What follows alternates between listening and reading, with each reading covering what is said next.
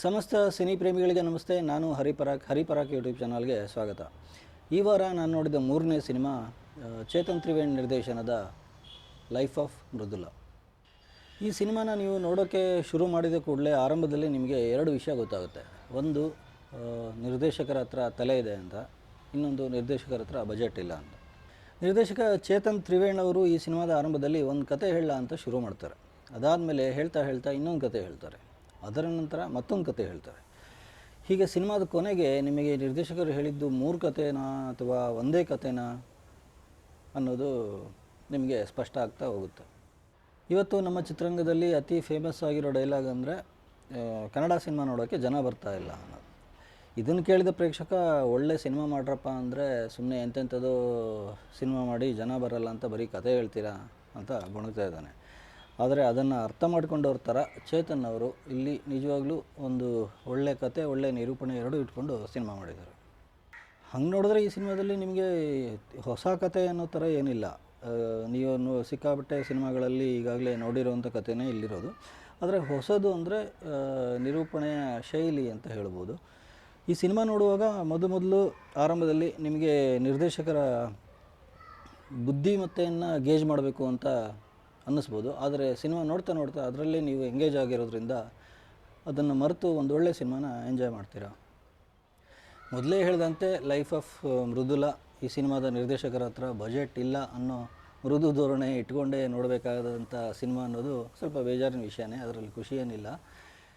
ಆದರೆ ಸಿನಿಮಾ ನೋಡಿದ ಮೇಲೆ ನನಗನ್ಸಿದ್ದು ಪರವಾಗಿಲ್ಲ, ಇಷ್ಟು ಬಜೆಟಲ್ಲೇ ಈ ಹುಡುಗ ಈ ಥರ ಸಿನಿಮಾ ಮಾಡಿದ್ದಾನೆ ಅಂದರೆ ಒಂದು ಒಳ್ಳೆ ಬಜೆಟ್ ಸಿಕ್ಕರೆ ಖಂಡಿತ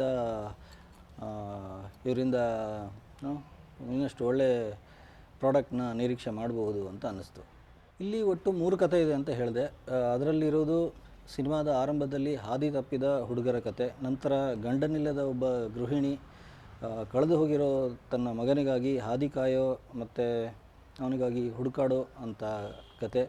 ಅದಾದಮೇಲೆ ವೇಶ್ಯಾವಾಟಿಕೆಯಲ್ಲಿ ಅನ್ಫಾರ್ಚುನೇಟ್ಲಿ ಹೋಗಿ ತಗಲಾಕೊಂಡ ಒಂದು ಹುಡುಗಿ ತಡ್ಕಾಡುವಂಥ ಕತೆ. ಈ ಎಲ್ಲ ಕಥೆಗಳನ್ನ ನಿರೂಪಣೆ ಮಾತ್ರ ಪ್ರೇಕ್ಷಕ ತಾನು ಕೂತ ಸೀಟ್ನಲ್ಲಿ ತಡ್ಕಾಡದಂತೆ, ಎಲ್ಲೂ ತಡವರಿಸದಂತೆ ನಿರೂಪಣೆ ಮಾಡಿದ್ದಾರೆ ನಿರ್ದೇಶಕ ಚೇತನ್ ಅವರು. ಸಿನಿಮಾದಲ್ಲಿ ನಮಗೆ ಬಹುತೇಕ ಹೊಸ ಮುಖಗಳೇ ಕಾಣ್ತವೆ ಮತ್ತು ಅವು ನಮ್ಮ ಸುತ್ತಮುತ್ತಲಿನ ಬದುಕಿನಲ್ಲಿ ನಮಗೆ ಕಾಣುವಂಥ ಹೊಸ ಮುಖಗಳನ್ನ ಪರಿಚಯ ಮಾಡಿಸ್ತಾ ಹೋಗುತ್ತೆ. ಅದ್ರ ಜೊತೆಗೆ ಹಳೆ ಕಾಲ ಅಂದರೆ ಮನುಷ್ಯನ ಪಾಸ್ಟ್ ಹೇಗೆ ಅವನನ್ನು ಕೊನೆವರೆಗೂ ಹಿಂಬಾಲಿಸುತ್ತದೆ ಅನ್ನೋದನ್ನು ಕೂಡ ತುಂಬ ಸಿಂಬಾಲಿಕ್ ಆಗಿ ಹೇಳಿದ್ದಾರೆ Chetan. Life of Mridula cinema technically ನಿಮಗೆ ವೀಕ್ ಅಂತ ಅನ್ನಿಸ್ಬೋದು, ಆದರೆ ಇಲ್ಲಿನ ಪಾತ್ರಗಳು ಮಾತ್ರ ತುಂಬ ಸ್ಟ್ರಾಂಗ್. ಯಾಕಂದರೆ ಅವು ಬದುಕಿನ ಸಂಘರ್ಷಕ್ಕೆ ಬಿದ್ದು ಸ್ಟ್ರಾಂಗ್ ಆದಂಥವು. ಇಲ್ಲಿ ಎಲ್ಲ ಪಾತ್ರಗಳಿಗೂ ಒಂದು ಗಟ್ಟಿ ಕ್ಯಾರೆಕ್ಟರ್ ಇದೆ. ಅಂದರೆ ಮನುಷ್ಯನ ಒಂದು ರೆಸ್ಪಾನ್ಸ್ ಮಾಡುವಂಥ ಒಂದು ಬದುಕಿಗೆ ಪ್ರತಿಕ್ರಿಯೆ ನೀಡುವಂಥ ಪ್ರಕ್ರಿಯೆ ಇರುತ್ತಲ್ಲ, ಆ ವಿಷಯದಲ್ಲಿ ಇವೆಲ್ಲವೂ ತುಂಬ ಸ್ಟ್ರಾಂಗ್ ಅನ್ನಿಸ್ತವೆ. ಹಾಗಾಗಿ ಲೈಫಲ್ಲಿ ಒಲುಮೆಯ ನಿರೀಕ್ಷೆ ಮಾಡಿ ನಂತರ ಲೈಫಲ್ಲಿ ಬರೋ ಕಷ್ಟಗಳ ಕುಲುಮೆಯಲ್ಲಿ ಬೆಂದು ಹೋಗುವಂಥ ಜೀವಗಳು ಇಲ್ಲಿವೆ. ಸಾಮಾನ್ಯವಾಗಿ ನಾವು ಇಂಥ ಸಿನಿಮಾಗಳನ್ನ ನೋಡಿರ್ತೀವಿ. ಅಂದರೆ 3 ಕತೆ ಇಟ್ಕೊಂಡು ಸಂಗಮ ಅನಿಸುವಂಥ ಕತೆಗಳು. 3 ಸಪ್ರೇಟ್ ಕತೆ ಹೇಳ್ತಾರೆ. ಅದರಲ್ಲಿ ಪಾತ್ರಗಳು ಆ ಕಥೆಯಲ್ಲಿರೋ ಪಾತ್ರ ಈ ಕಥೆಯಲ್ಲಿರೋ ಪಾತ್ರನ ಮೀಟ್ ಮಾಡುತ್ತೆ, ಆಮೇಲೆ ಅವೆಲ್ಲ ಸೇರಿ ಒಂದು ಕತೆ ಆಗುತ್ತೆ ಅಂತ ಆ ಥರ ಸಿನಿಮಾಗಳು ನಾವು ನೋಡಿದ್ವಿ. ಬಟ್ ಆದರೆ ಈ ಸಿನಿಮಾ ನೋಡಿದ ಮೇಲೆ ನಿಮಗೆ ನಿರ್ದೇಶಕರು ನಿಜಕ್ಕೂ ಹೇಳಿದ್ದು 3 ಕತೆನಾ ಅಥವಾ ಒಂದೇ ಕತೆನಾ ಅಂತ ಯೋಚನೆ ಮಾಡುವಂಥ ಪ್ರಸಂಗ ಅಂತೂ ಖಂಡಿತ ಬರುತ್ತೆ. ವಿಜುವಲ್ ಆಗಿ ಈ ಸಿನಿಮಾದಲ್ಲಿ ನಿಮಗೆ ತೆರೆ ಮೇಲೆ ಯಾವ ವೈಭವ ಕಾಣೋದಿಲ್ಲ, ಆದರೆ ನಿರ್ದೇಶಕರ ವಿಷನ್ ಮಾತ್ರ ಇಲ್ಲಿ ಗಮನ ಸೆಳೆಯುತ್ತೆ. ದೃಶ್ಯ ವೈಭವದ ಮೆರವಣಿಗೆ ತೆರೆ ಮೇಲೆ ಇಲ್ಲದೇ ಇದ್ದರೂ ಚೇತನ್ ಅವರ ಬರವಣಿಗೆ ಖಂಡಿತ ಖುಷಿ ಕೊಡುತ್ತೆ.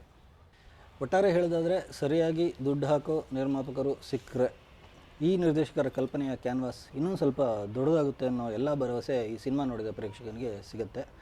ಅದು ಆಗಬೇಕು ಅಂದರೆ ಇಂಥ ಸಿನಿಮಾಗಳನ್ನ ಗಮನಿಸಿ ಅವುಗಳನ್ನ ಪ್ರೇರೇಪಿಸಿ ಅವುಗಳ ಪರ ಕ್ಯಾನ್ವಾಸ್ ಮಾಡೋ ಅಗತ್ಯ ತುಂಬ ಇದೆ. ಅದನ್ನೇ ನಾನು ಮಾಡ್ತಾಯಿದ್ದೀನಿ. ನೀವು ಒಂದು ಸಲ ಸಿನಿಮಾ ನೋಡಿ, ನಿಮಗೂ ಹಾಗೆ ಅನ್ನಿಸ್ಬೋದು.